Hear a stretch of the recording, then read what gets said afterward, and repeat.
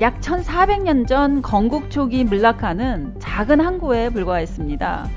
그러나 이후 100년 동안 향신료 무역 등으로 1500년쯤에는 유럽의 강대국들이 호시탐탐 노리는 이 지역에서 가장 잘 나가는 도시로 급성장을 하게 됩니다. 이 지도를 보시면 물라카 해협에는 물라카만 있는 것은 아닙니다. 위치와 기후적인 장점 때문에 이 지역의 다른 왕국들도 많이 번성했었거든요. 그런데 그중 물라카가 제일 크게 성장했다고 합니다. 그렇다면 어떻게 이 물라카만이 부자 도시로 발전할 수 있었을까요?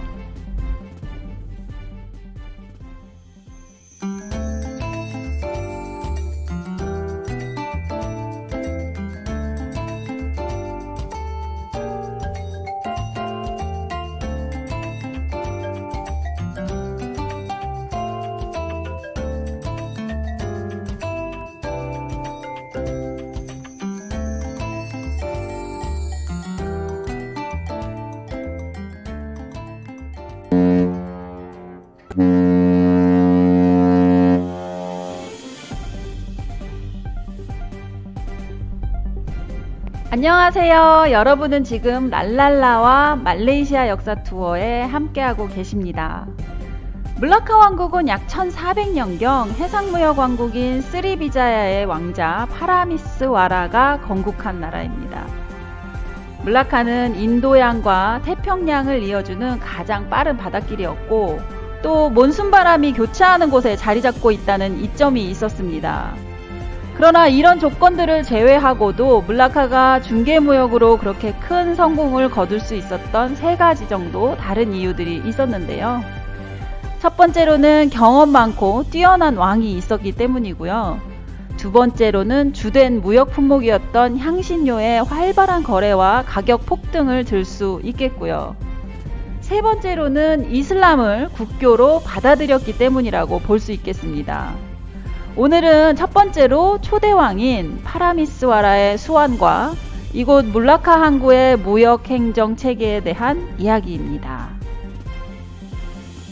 당시 물라카 항구에서는 84개 국어가 사용됐고요. 항구의 앞바다가 크고 깊어서 약 2000대의 배가 한꺼번에 정박할 수 있었는데요. 일단 항구에 배가 도착하면 그 나라의 언어를 할 수 있는 통역사와 공무원이 마중을 나갑니다. 이들은 오랜 항해로 지쳐있는 선원들의 편의를 돕고요. 숙소 및 배를 수리할 수 있는 정비소도 제공하고요. 또 화재나 도난으로부터 교역품들을 지켜주는 창고도 같이 제공합니다. 항구나 이런 시설들을 이용하는 세금과 이용요금은 당연히 내야 했겠죠. 그렇지만 충분히 낼 수 있을 정도로 그렇게 비싸지 않게 책정했다고 합니다. 사실 옛날 바다 선원들에게 가장 골칫거리는 해적들이었어요. 왕은 그 해적들을 효과적인 방법으로 퇴치해버립니다. 어떻게 했을까요? 네? 바다에 식인상어를 100마리쯤 풀어놨을 거라고요? 땡! 바로 이 해적들을 잘 달래서 해군으로 영입시켜버린 겁니다.